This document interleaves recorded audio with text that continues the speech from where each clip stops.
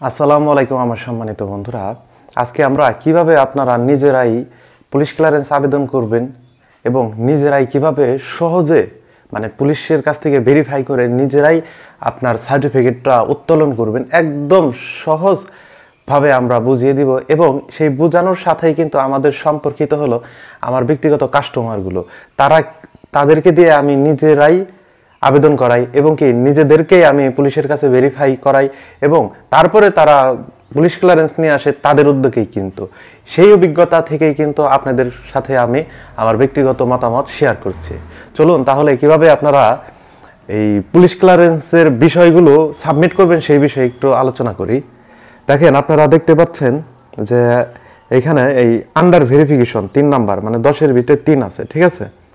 তো এই যে আমি যে এই রেফারিং নং এইটা হলো আমি আবেদন করছি 2/26 তারিখে আবেদন করছিলাম। তো এখানে আপনারা দেখতেছেন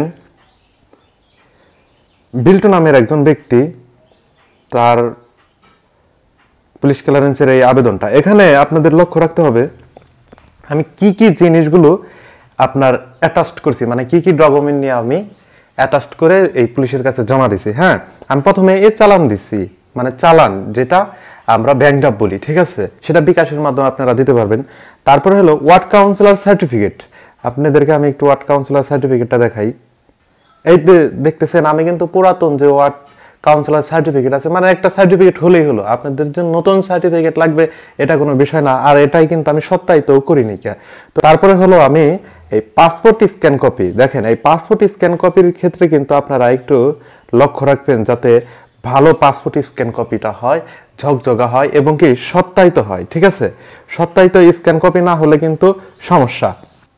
এই যে আপনারা পাসপোর্ট স্ক্যান কপি দেখতেছেন, এটা কিন্তু আমরা এই যে সত্যায়িত করাইছি, ঠিক আছে। এই সত্যায়িত করেই কিন্তু আমরা এই পাসপোর্ট স্ক্যান কপিটা আমরা সেখানে অ্যাটাচড করছি। দেখেন সম্মানিত ভিউয়ার্সরা, এখানে অ্যাটাচড করার আগে কিছু গুরুত্বপূর্ণ বিষয় আছে। সেই বিষয়গুলো হলো, যেমন আপনারা আপনাদের ডকুমেন্টগুলো একটা সাইজ তৈরি করতে হয়, সেটা একটা এক্সপার্টের মাধ্যমে আপনারা সেই সাইজটা মিলিয়ে নেবেন।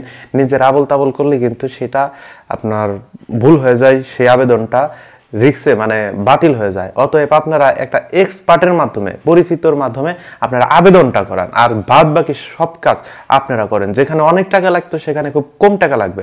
আর দ্বিতীয়ত আপনাদেরকে আমি আর একটা বিষয় বুঝাই।